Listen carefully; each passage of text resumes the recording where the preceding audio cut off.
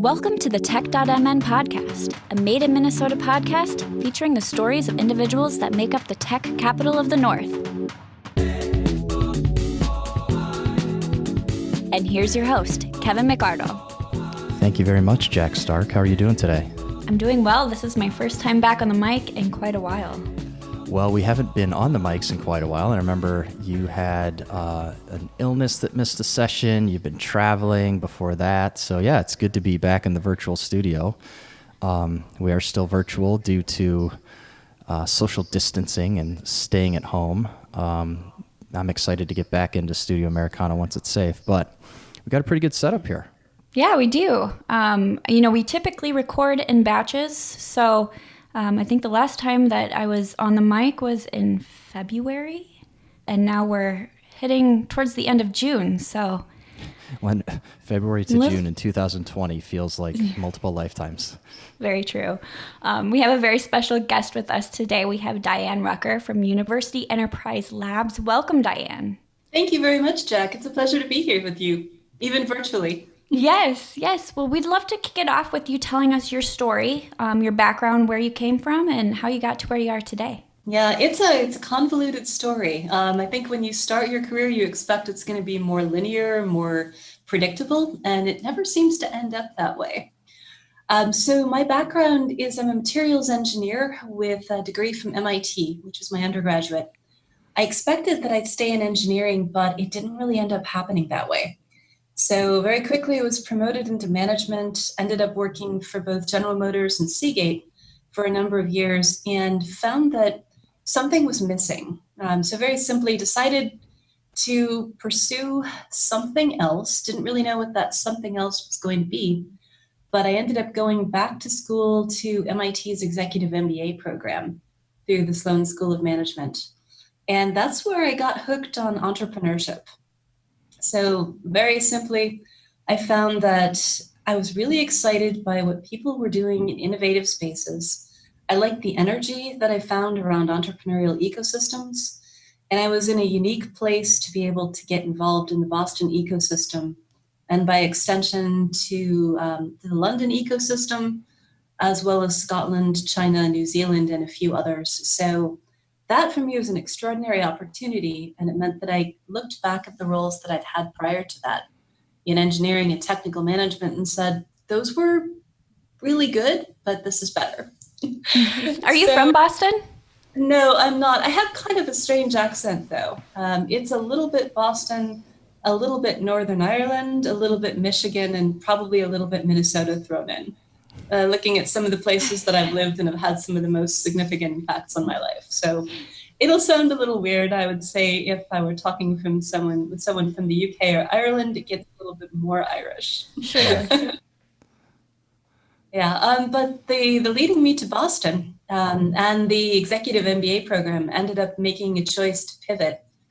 And I looked around at what I wanted to do and said, I like being in Minnesota. This is an amazing place, and there's some really exciting things happening in the field of entrepreneurship and innovation, and I really want to be part of it. So around 2013 to 2014 is when I ended up coming back to the state and really starting to get involved in the entrepreneurship world, in some of the startups that were taking place. Got a chance to work with a startup for about 3 years, and also just connected with an amazing group of people. The UEL role, University Enterprise Labs, was kind of a funny story. So it was one of those bizarre layered connections that tend to happen in Minnesota, where I met someone through an alumni meeting. She connected me with a group at the University of Minnesota, which ended up leading to a lecturer position. So I also teach a class there just for fun. But the lecturer role ended up leading to the University Enterprise Labs role because one of my colleagues was recruited for this one. He said, sounds interesting, but I think Diane would be a better choice. Why don't you talk to her? And that's a nice thing for your colleague to do. It was pretty awesome. So he's a former vice president at 3M, and his role at the University of Minnesota is a teaching and instructor role, one he's enjoyed very much. But I think he's perfectly happy with it at this stage. The role he's taken on was kind of his choice for this is what I want to do with retirement. I'm not quite ready to take on anything else. Were you ready to take on something else when the UEL role presented itself, or were you not really moving that direction? Yeah, great question. So I was absolutely ready for something. When I think about it, it reminds me of the way one of my former colleagues at MIT described it. You move from interest to impact. I was interested in the ecosystem and I was engaged with it, but I didn't really have a role that allowed me to make a true impact in Minnesota. And that's what the UEL role was able to bring to me, and hopefully what I bring to it as well. Can you talk about what UEL is? Yeah, great question, Jac. So UEL is short for University Enterprise Laboratories, unless you happen to go to London, in which case it's University of East London, which is a little confusing. But University Enterprise Laboratories was started back in 2005 by Bob Eldy, who was the Dean of the College of Biological Sciences at University of Minnesota. And what Bob was recognizing just prior to that is he had some amazing researchers who didn't really have a path to commercialize the technology that they were working on. So they needed a place to be able to do it, an environment in which was conducive to commercialize that technology, and a place and a community in which the resources that they needed would be available. So he envisioned an incubator that would be close to the university, but not affiliated with it.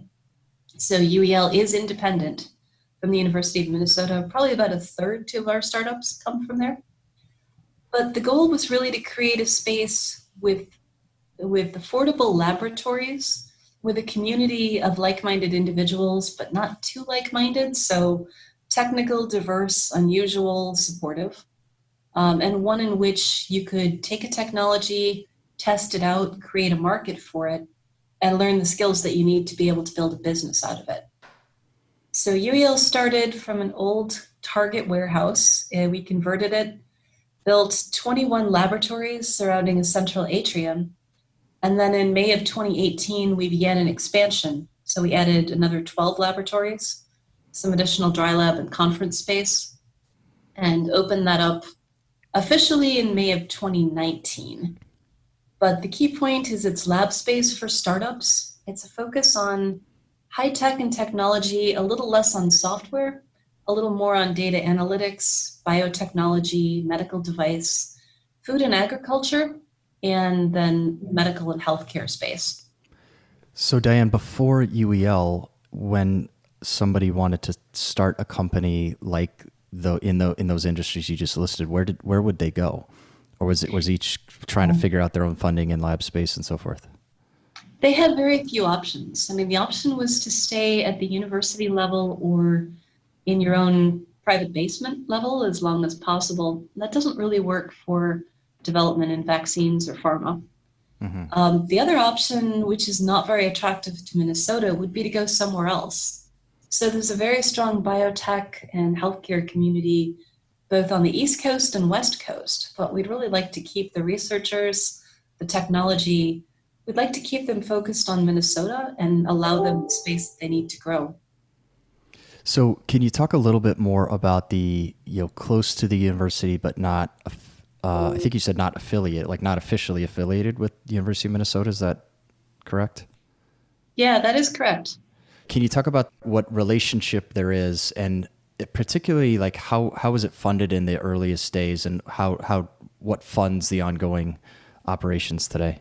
Yeah, so it was originally funded by a number of partners, a number of founding partners who contributed enough money to get it started. Those founding partners included the Wells Fargo Foundation, the City of St. Paul. Xcel Energy was a really key partner in the early stages, but we also had contributions from places like Surmotics, Boston Scientific, many, many others. The initial funding was what allowed us to purchase the building, to do the renovations, and to get the incubator started. There's kind of an interesting history with UEL in that even though it's been around since 2005, it had really shifted its role slightly. So you look at the 2008-2012 timeframe, during the financial crisis, UEL, like many other startup organizations, was really struggling. So they shifted to more of a tenant-focused approach rather than a startup-focused approach. They still worked with early stage businesses, still supported startups and new ideas, but they also focused on more of a leasing tenant relationship for several years, in fact. And I think what the board realized in around 2015 was that they had a great deal of success with leasing spaces to new companies, but they felt like it wasn't enough to support the mission of what they really wanted to be doing. So in 2015, they hired an executive director to focus more on events and outreach. And she did a marvelous job, really set the stage for a lot of the work that I've been doing. And in 2018, with the expectation that they'd be building a new edition, the board felt it was the right time to bring on someone with more entrepreneurship experience, more innovation and ecosystem building experience. So they reached out and brought me in through the discussion with my colleague, with a number of other people as well. They did a fairly extensive search. And I started in July of 2018. And so the early days of your participation, what was the mandate from the board, or what were your kind of key performance metrics that were more related to entrepreneurship? Yeah, so I would say the first 90 days is always critical when you're starting a new role. So the first 90 days, the board and I both focused more on discovery than we did on some specific metrics. And the discovery was, what do our companies need? How does the community see us? Where are the key gaps in how we serve our community? And then what is the right way for UEL to engage with the rest of the ecosystem? And I will say that the first 90 days were very eye-opening because of the board's focus prior to 2015 on more tenant and leasing activities. The entrepreneurship space has been very well filled in Minnesota by many other strong organizations. That's fantastic. We have Beta.mn, we have Generator, we have Techstars, we have so many other groups. But what it meant is that UEL's stated mission wasn't as important because there wasn't a lack of that entrepreneurship community already. But what it meant is that we needed to find the right space to be engaged and the right way to support our ecosystem partners. So again, that first 90 days was all about learning what has UEL been, what could it be? And from that point, kind of the key metrics were around how many companies do we help? What tangible help can we provide those companies? Are the companies succeeding outside of UEL? Are we able to graduate companies out of our incubator and into the economic world, really, into Minnesota or wherever else they need to grow? It means that instead of asking about rent and revenue, you're asking about success and growth. Mm-hmm. So can you define a little bit more what that help looks like today? Maybe either an example company that is in the labs currently, or a prototypical, like at what stage do they find you? What does the relationship look like? Is it still a tenant-based relationship, or is there investment in exchange for equity? And then what sort of help are you providing for your portfolio companies? Sure. Well, UEL is not an equity-based incubator. So we do not take any equity in our companies. We do not invest in any companies. And that's partially the philosophy that was created when we started, partially mine as well. Having worked with MIT and with the ecosystem, an equity-based accelerator can be very helpful in the right context. It can also dilute the company to a point at which it makes it harder for other investors to join. So the philosophy that we follow is that UEL does not take equity in any of our companies and will continue to do that path. Mm-hmm. You asked before about funding for our mission, for how we do the activities. Let me just address that quickly. So UEL does charge rent to all of our companies. So there is still a tenant-landlord relationship. But what we try to offer in return is not only the community that allows the businesses to grow, but also some of the connections, tools, and resources. And specifically to some of those, UEL is a HubSpot partner. So we offer to any of our startups the ability to join HubSpot use the outbound and inbound marketing tools to be able to grow their business. UEL, as of July 1st, has been accepted to GAN, the Global Accelerator Network. So that will allow us to offer some discounts, resources, investor connections to each of our startups. So that's a little more tangible thing that we can provide. Mm-hmm. And then in terms of connections, the work that we do with the greater ecosystem allows us to make some of the investor connections. And speaking to some of the specific companies, let me talk to 3 in particular. 1 graduate, 1 recent graduate, and 1 current. So 1 graduate, Calyxt, started off at UEL back very early in the accelerator incubator days. They ended up graduating around 2010, 2012. Calyxt was originally called Selectus, and they have their own space now. If I remember correctly, up in Roseville. They have over 75 people and have just brought their first commercial product to market. They've been doing a number of other engagements prior to this, but their first commercial product is a high oleic soybean acid or soybean oil. So kind of cool. They started off with just a few people in a small space. They needed more greenhouse space, so when they expanded, they were able to build that. But their success story has been over 10 years in the Minnesota ecosystem, with sustained growth all the way through. More recent graduate is one that was a spin out from the University of Minnesota. Started out as a completely different name. I think it was called Minnesota Micrometer. It's moved into the space called Core Biome. And Core Biome was acquired by OraSure in January of 2019. Through their acquisition, they needed to put together a 5-year plan for growth, for extension. And they looked at the space at the UEL and what we could offer and what their growth plan was.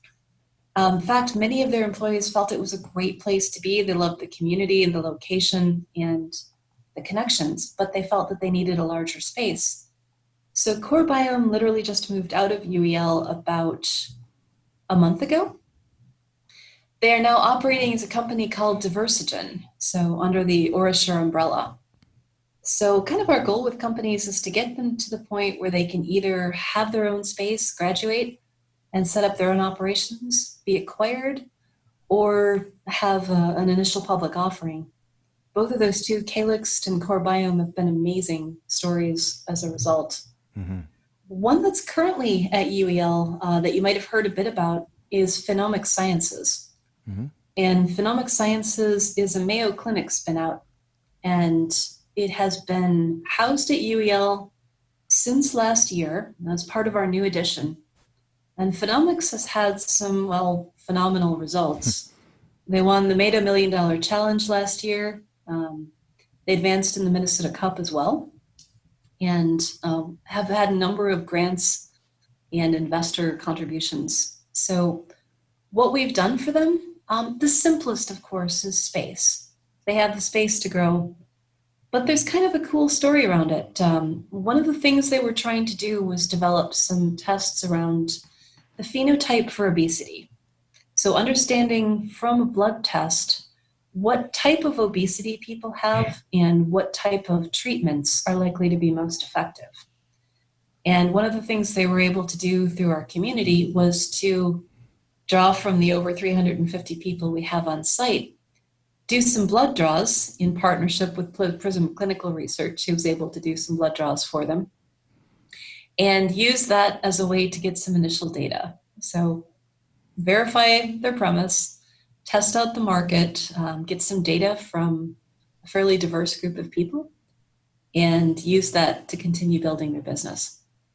So that's an interesting example, and I think one that might illustrate the need for university enterprise labs that may not be intuitive. So if it's a spin out from the Mayo Clinic, your average human like Kevin McArdle might say, well, the Mayo Clinic has all the resources in the world. Surely they've got all the lab space in the world, all the support needed to grow a, biotech startup. Why does a company like Phenomics find their way to UEL versus, staying in Rochester on the Mayo campus, if that's where the idea was born. And I think the same question is true for like emerging companies coming out of research at the University of Minnesota. What is it that why is there a gap in those ecosystems, like just those examples, a Mayo and a U of M, that UEL provides a different experience or ecosystem that helps these companies flourish? Yeah, great question, Kevin. So if you think about the lifespan of a typical startup, and I'll use like a software startup, for example, you can build a minimum viable product very quickly. You can test it out in the market very quickly. You might go from startup phase to growth and investment within 2 to 3 years. For biotech, medtech, and healthcare companies, that lifespan can be 8 to 12 years. So you essentially need to find a space to grow while you're not producing any revenue. And part of the reason is the very intense regulatory environments in which those companies operate. Part of the reason is it takes a long time to mature the technology to the point that it's commercializable or attractive to investors. So what UEL provides is a space where they can grow, a community in which they can do that, and a hopefully very attractive price at which they can do that without depleting or burning their funds very quickly. Mm-hmm. And are most of these companies venture funded by nature, given that there is such a long time to revenue? Mm-hmm. The majority start out as SBIR funded, so typically have a small business innovation research grant to test out the technology. SBIR grants typically work in phase 1 and phase 2. Phase 1 is more about evaluating the technology, looking at the potential for it. Phase 2 is more about taking that technology and refining the commercial potential, really developing a market. So many of our companies start out in the SBIR phases. And some, frankly, are never going to move past that. Not all research is the right fit for commercialization. In terms of venture funded, we have companies that are at the seed stage. We have companies at the Series A or B stage. We have one company that's doing a Series D raise right now. So it's a variety. There's also a small number that are self-funded and bootstrapped. A little harder in biotech, but it's a good way to get started, especially while you're working on the technology enough to be able to get a grant or to, again, be attractive to investors. Coming back to the funding conversation, you mentioned the early days of funding and then the shift to like tenant relationship. Is the operations of UEL itself now self-sustaining with the revenue from leases? Or are Yes. they still, okay. So it is self-sustaining. UEL itself has been self-sustaining since about 2012, possibly a little earlier than that. Now, what we try to do is UEL is a little complicated as it is both a for-profit and a not-for-profit organization. The for-profit is the building and the leases and the tenant-landlord relationship. The not-for-profit is the mission-related work that we do with life science startups.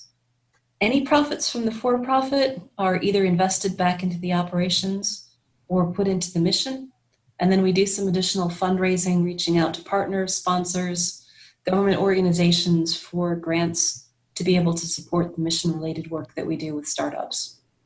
And so, other than yourself, Diane, how big is the team that makes all this happen? It's fairly small. We run a very lean organization. Yeah. There's me. I'm the only official employee of UEL. We have a number of contractors that work with us on property management, maintenance, tenant relations, and marketing and outreach.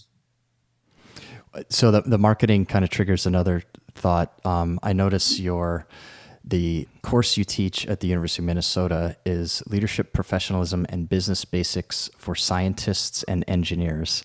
Yep, that's right. That sounds really interesting. And is that part of the service, I guess you could say, that UEL provides to the founding teams of these companies? Like, I imagine you have a lot of scientists that they might benefit from some business basics. Is that fair to say? They definitely benefit from it. So I think myself, I'm also a resource to our companies to be able to use what I've learned about startups, about how they grow, what I've experienced about startups and being part of them. The Leadership and Business Basics class is also kind of a funny story. One of my key concerns when I was an undergraduate at MIT is that you learn a lot about the technology, but very little about how to use it in a true business world. And nowhere is that more apparent than when you do your first internship or when you take on your first permanent position. And you realize that everything that you've learned is great in theory and that you could do calculations like crazy, but it doesn't prepare you for having a business meeting, promoting a project, trying to sell a project to someone or advocate for it. And so one of the reasons that I teach this class, one of the reasons it's really close to my heart, is because I don't feel that scientists and engineers with the current types of curriculum really get the tools that they need to survive and thrive in a business world. And that's true both for startups as well as for large companies. So the class that I teach is kind of a merger of, you're a scientist, you're working on a project or a problem, but how do you tell if you're working on the right project or problem? And I think that's true not only for the undergraduates and graduate students that I teach, but it's very true for the startup community. You start a business because you're really good at something, but it doesn't mean you're really good at everything that goes with the business. And the key is first to learn enough about what you don't know so that you know how to ask the right questions. And second, to find people who have expertise in the areas that you don't, who can help you build your business and grow. So the role that I play at UEL is more of an advocate or an advisor. And most often I try to help people find the right connections to continue building their business. I don't have all the answers, but I know how to ask the right questions. And I usually know how to find the people who do or are able to answer those questions. So can you talk to how things have been during COVID or this global pandemic? How has that affected UEL and the companies, and how are you helping the companies through this? Sure, Jack. So COVID-19 has been, it's been upending everything. And I think that's true for all of us. Everything that we thought we knew about business, about startups, about life has pretty much changed. For a lot of the businesses at UEL, because they're science-based, because they're developing work that has potential application to COVID-19, many of them were classified as essential businesses. So UEL continued to operate throughout the pandemic, continues to operate now with a reduced and staggered staff and with controls in place to try to protect our teams and our companies. I would say of our 60 companies associated with UEL, probably about 20 to 25% of them continued to operate. Others tended to shift to at-home work or in-lab work if they were commercializing from a university lab or a corporate lab. So probably about 25% continued to operate at UEL. We're seeing that gradually ramp up again. So we've reopened the building, which was restricted to companies only prior to about last week. We've reopened the building. We're not hosting events at this time for obvious reasons, other than virtual events. And that's one of the harder things, because a lot of what makes UEL unique and interesting is the ability to build a community around scientists and engineers so you can learn from each other. It's a little harder to do that right now, so we're experimenting with ways to keep our virtual community connected. Could be something as simple as a Slack channel or something like that. Slack is a great tool. It's not the only tool, but it's one way of doing it. The other way that we're trying to do it is to make connections with virtual showcase events that we can use to feature our UEL companies, or to connect them with resources that help them get through COVID-19. A couple of examples, Mayor Carter and St. Paul Economic Development Office have hosted a number of events that we've connected our companies to that help them apply either for SBA funding or PPP funding. Some of our partners, both legal and financial, have offered webinars that we've passed on to our companies to talk about what's the tax implication of getting a PPP loan. How do I manage if I can't come into the lab? Is there any tax benefit for me if I can declare certain time off limits? So it's resources like that. It still doesn't feel like we're doing all of the right things to keep our community strong, but we've got many of the right ideas. So we'll keep building that back up as we return to whatever passes for normal. Yeah, I think you'd be hard pressed to find anybody who feels like they're doing everything right at this time, but sounds like you're doing quite a bit to keep the companies and the community moving forward as best you can. One thing, Kevin, that we've been able to do last year, we partnered with Generator on a grant application to BARDA, which is Biomedical Advanced Research and Development Authority, through their Drive Vision, which is the Division of Research, Innovation, and Ventures. A little complicated. Mm-hmm. The long story short is Generator and UEL won the grant, which designated us as one of 13 accelerators in the nation. But BARDA's focus, especially in the last 5 months or so, has been COVID-19. So we've been able to not only advance that with our companies, but also to recruit tech talent and scout companies that had therapeutics, vaccines, or preventative treatments for COVID-19. So with Generator and UEL and with our partner 12 accelerators, we hope we've been able to find some of the things that will help reduce the length of this pandemic. But it's also been an opportunity for the companies that we work with to maybe expose some of their technology to a federal funding opportunity. That's great. That's exciting.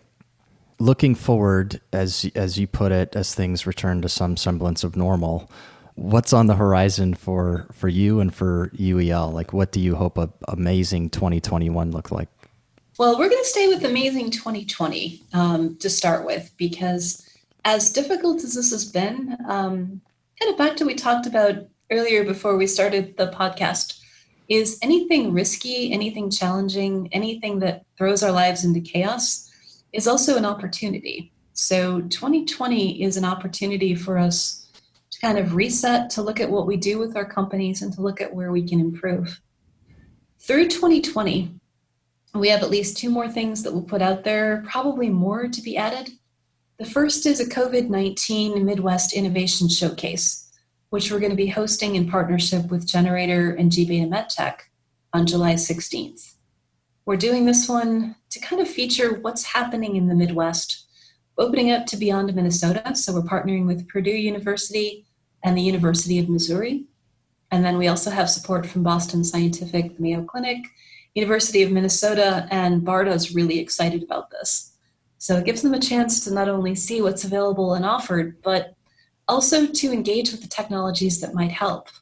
So that's the first one. Mm-hmm. Excited about that. And we'll make sure to link in the show notes to the details, so if people want to participate, that they know how to find it. Fantastic. Yeah, we had over 100 applications for it. We have 10 spots. We're trying to figure out how do we feature all the amazing companies and technologies. High-class problem. It's a good problem to have. Yeah. The other thing that we'll be doing, probably starting in September, is hosting a second gBETA Medtech cohort, again in partnership with Generator. So UEL, because of its very nature, has attracted companies that need space, but there's kind of a gap. And you mentioned earlier the Mayo Clinic, the University of Minnesota. Why is there that gap between spin out and growth? And the answer is because you have a lot of resources at the university or at the Mayo Clinic level, but you don't necessarily have that resource while you're transitioning out of it. You have kind of a gap as to what you can do, how quickly you can grow, and what help you need. So UEL and Generator are trying to help address that gap, and one way that we're doing it is with gBETA Medtech, which is kind of an in-between point. It's not a company that needs space typically. It's a company that's in a very early growth mode, perhaps seeking investment, but it's a free 7-week accelerator that helps move companies out of the research level and into the commercialization point. and helps to offer that. So we'll be recruiting for that cohort probably in July and August to start either in September or October. And we'll finalize those dates over the next couple of months. That's great. Awesome. It's you got a big year ahead of you. And, shout out to Jackie Mejia, who's the new managing director for Beta Medtech, because our first cohort that we started in February had to switch from in-person to virtual halfway through due to COVID. And it was an amazing experience in all the chaos that I described before. And somehow we managed to make it a great experience for the 5 companies, for the people that joined us, for the mentors who were part of it. And we had like 200 plus people joining us for the virtual showcase. It was awesome. That's great. So we talk to a lot of ecosystem builders through tech.mn, and something that I notice is that while everyone's very passionate about it, it's really easy to get burned out just because there's not enough people and there's always different challenges. So I really admire your passion and your energy and positivity around startup life. And what would you like to see change in the Minnesota ecosystem, and what are we doing well? Awesome. Great question.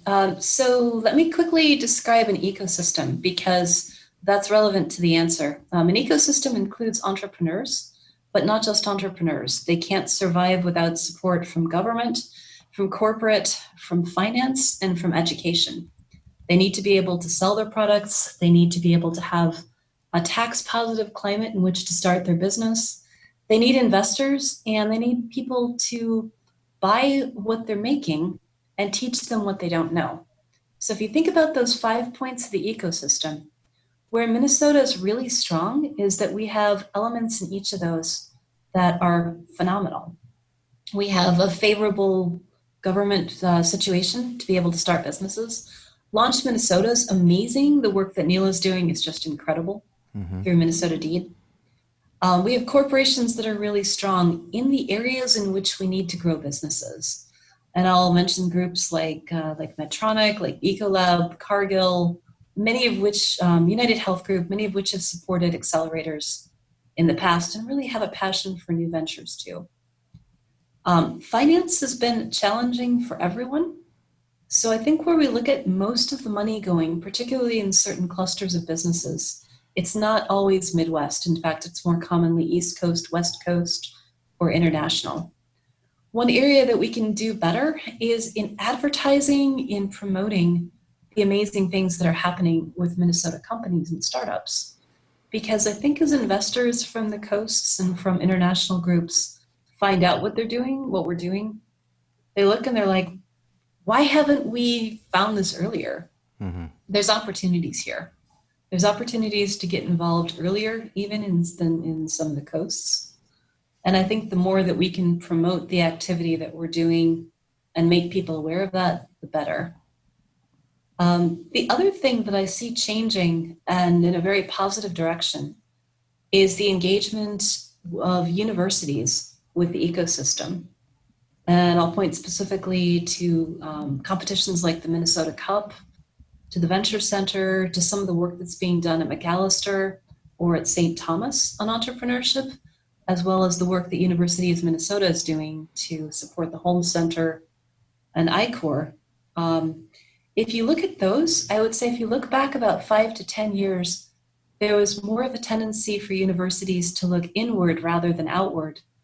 What they're recognizing is that they're part of a greater ecosystem, and the better work that they can do is to teach people, not just in the university or the collegiate area about entrepreneurship, but in the community.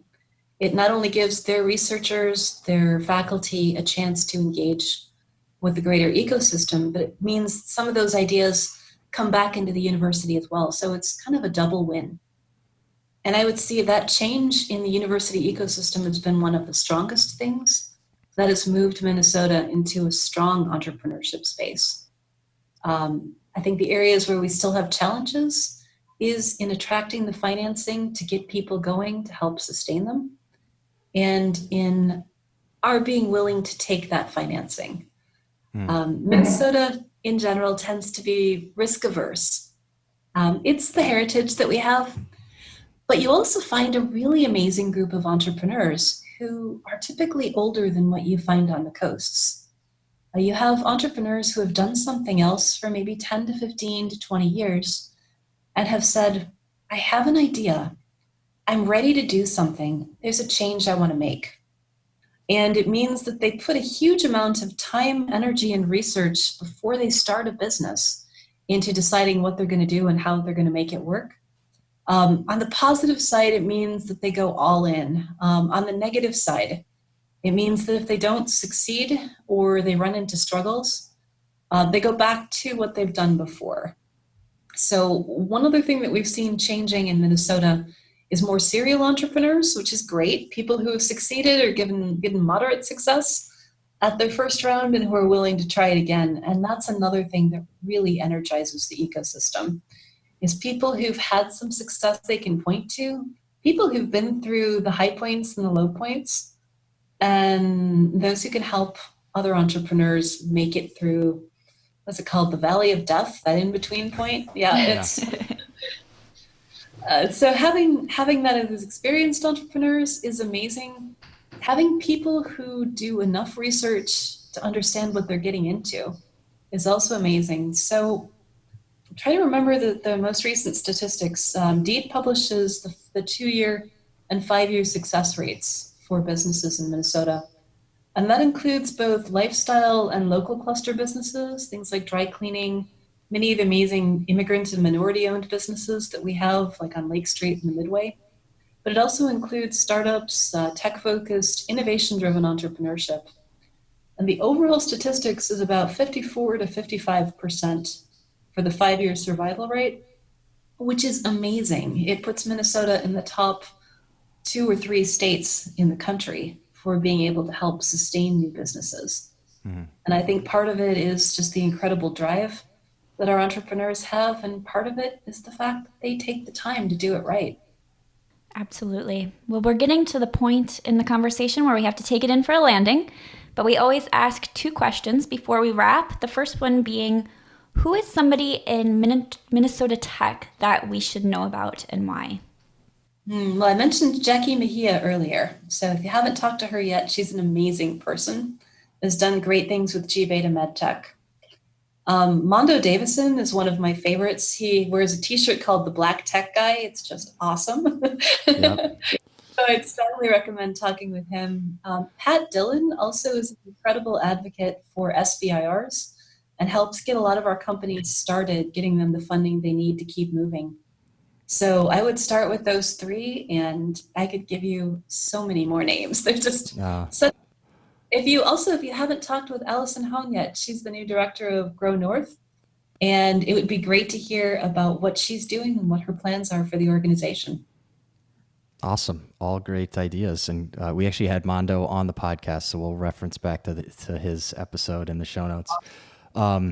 Last question for you, Diane. So outside of work, tell me something you love about Minnesota. So I love the fact that Minnesotans get outdoors. It does not matter whether you have a 0-degree day or an 80-degree day or something in between. You see people out doing awesome stuff. There are people out jogging, biking, fishing. Oh my gosh, this state is so much about fish. But it's really incredible to see the engagement. And I love the fact that Minnesotans love their state. They want to be out there. They want to be part of it. And they want to share it with others. And I think that's been one of the hardest things about COVID-19 has been taking that away. And it's amazing to see that gradually reemerging with a little bit of social distancing and with a little more care around it. So we're more intentional about what we do. But if it's a beautiful day, we are out there. Yeah, totally agree. That's part of what's kept me sane during all this social distancing, is still being able to get outside. Okay.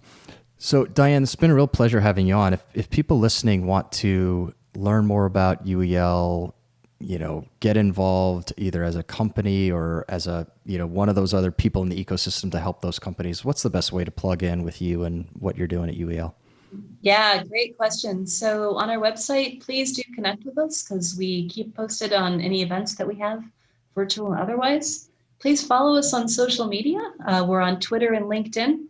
and would love to have the connections. And that's the best way to find an event, to find a virtual way of meeting us. And we'd love to have you. You mentioned before we started recording, that's how you and I met, was via Twitter. So once again, Great. Twitter for the win. Thanks so much for being with us today, and Thank you. Wish you all the best and continued success. Kevin and Jack, thank you so much for inviting me. It's been an absolute pleasure to be part of the tech.mn podcast. Thanks for listening to the tech.mn podcast. If you like what you just heard, we'll hope you'll share the love by giving us a 5-star review wherever you listen to podcasts. You can find us at tech.mn or on Twitter at tech.dotmn.